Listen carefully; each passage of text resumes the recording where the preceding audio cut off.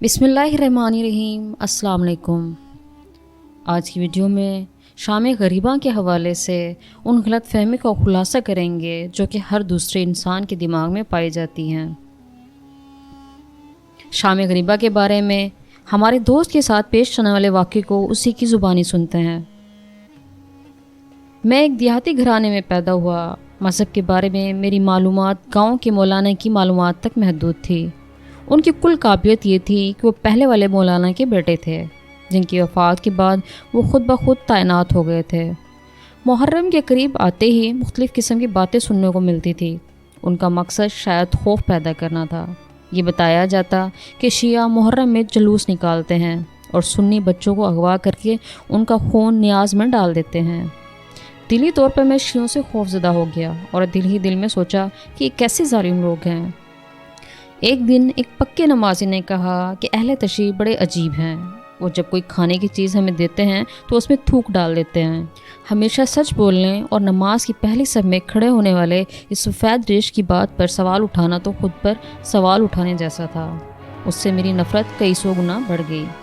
High school میں داخل ہوا تو میرے ایک دوست نے محرم کے قریب آتے ہی انتہائی رازداری سے مجھ سے پوچھا، تمہیں پتہ ہے کہ شام غریبہ میں کیا ہوتا ہے؟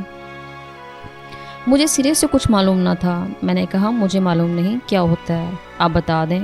اس دوست نے کہا ہمارے مولانا صاحب کہہ رہے تھے کہ شام غریبہ میں شیعہ مرد و خواتین ایک حال میں جمع ہوتے ہیں اور سب لائٹیں بجھا دی جاتی ہیں اور آپس میں جنسی تعلق قائم کرتے ہیں، اور اسی تعلق کی بنا پر جو بچے پیدا ہوتے ہیں انہیں ذاکر کہا جاتا ہے۔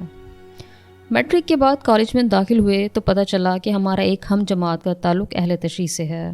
پہلے تو تجسس سے اسے دیکھا، بلکہ باغور دیکھا تو وہ نارمل انسان ہی لگا۔ کچھ عرصے بعد ہم 3 دوست بیٹھے تھے کہ وہ لڑکا بھی ہمارے پاس آ کر بیٹھ گیا۔ میں نے موقع غنیمت جانا اور سارے حملے ایک ہی بار شروع کر دیے۔ تم نے حسین کو مارا، تم نیاز میں خون ملاتے ہو، تم جب ہمیں کھانے کی چیزیں دیتے ہو تو اس میں تھوک دیتے ہو۔ میں سب کچھ بول چکا تو اس کا چہرہ سرخ ہو چکا تھا، مگر اس نے فقط اتنا کہا کہ یہ ساری باتیں غلط ہیں اور اٹھ کر چلا گیا۔ میرے اس دوست نے مجھے کہا کہ تم نے زیادتی کی ہے، اس نے کوئی مذہبی بات نہیں کی تھی۔ جب میں نے سوچا تو مجھے احساس ہوا میں نے تو اس پورے خاندان پر تہمت لگائی اور وہ بیچارہ خاموشی سے چلا گیا۔ وقت گزرتا گیا، اس سے واجبی سا تعلق بن گیا۔ محرم کے ایام شروع ہوئے تو ایک دن اس نے مجھ سے کہا کیا آپ حقیقت معلوم کرنا چاہتے ہیں کہ شام غریبہ میں آخر ہوتا کیا ہے؟ تحقیق کے لیے آ جاؤ، اگر تمہاری بات سچی ہوئی تو میں بھی واپس پلٹ جاؤں گا۔ اب میں مرتا کیا نہ کرتا، فرار کی کوئی صورت نہ تھی، لہٰذا میں نے جانے کی حامی بھر لی۔ طے یہ ہوا کہ ہم 10 محرم مغرب کے بعد ان کے گھر پہنچیں گے جہاں سے امام بارگاہ جائیں گے۔ حسبی وعدہ جب ہم ان کے گھر پہنچے تو دیکھا کہ سب نے سیاہ کپڑے پہنے ہوئے ہیں، ایسے لگ رہا تھا جیسے بہت تھکے ہوئے ہوں۔ انہوں نے بتایا کہ 10 دنوں سے مجالس چل رہی ہیں، 7 جلوس بھی تھے۔ رات کا جلوس دیر سے ختم ہوا اور صبح پھر 10 محرم کا جلوس تھا۔ اس سے پورا دن اس پہ شریک رہے ہیں۔ میں نے غور سے دیکھا تو میرے دوست کے والد کی آنکھیں سرخ اور سوجی ہوئی تھیں۔ میرا دوست کھانا لے کر آیا اور بتایا کہ 10 محرم کے جیسے کھانا نہیں پکا، یہ نیاز ہے، اسی پر گزارا کریں۔ میں نے جیسے ہی نیاز کا نام سنا میرے ذہن میں سب منفی باتیں آ گئی۔ میرے لیے بہت مشکل تھا کہ میں ایک ایسا کھانا کھاؤں، لیکن اس جملے نے میری مشکل آسان کر دی کہ یہ لنگر پڑوس کی اہل سنت فیملی نے بھیجا ہے۔ پھر بھی بڑی مشکل سے ایک روٹی ہی کھا سکا، لیکن اس دوست کے والد کے مہذب رویے اور دیگر افراد خانہ کے حسن سلوک نے مجھے تھوڑا سا شک میں ڈال دیا۔ غرض رات 9 بجے کے قریب ہمیں کہا گیا کہ امام بارگاہ چلتے ہیں، شام غریبہ وہیں ہوگی۔ اب میرے ذہن میں وہ ساری باتیں ایک ایک کر کے آنے لگی جو شام غریبہ کے حوالے سے مسجد کے مولوی سے لے کر عام دوست سے سنی ہوئی تھی۔ سوچ رہا تھا کہ میں یہاں کیوں آیا۔ انہی سوچوں میں گم ہم امام بارگاہ کی طرف پہنچ گئے۔ وہاں بچے، بوڑھے، جوان اور خواتین سیاہ کپڑوں میں ملبوس امام بارگاہ میں داخل ہو رہے تھے۔ ہم مرکزی دروازے سے داخل ہوئے، جبکہ خواتین الگ دروازے سے امام بارگاہ میں داخل ہوئیں اور دوسری منزل پر پہنچ گئیں۔ دوسری منزل کچھ اس طرح سے تھی کہ وہاں لوہے کی باریک جالی لگی تھی۔ میں نے دیکھا کہ وہاں موجود ہر شخص کے چہرے پر اداسی ہے، ہر شخص ہی ایسا لگتا ہے جیسے بہت تھکا ہوا ہو۔ انہی خیالات میں گم تھا کہ امام بارگاہ کی بتیاں بجھائی جانے لگی۔ اب صورتحال یہ تھی کہ امام بارگاہ کے بڑے ہال میں صرف ایک بتی اسٹیج کے اوپر جل رہی تھی۔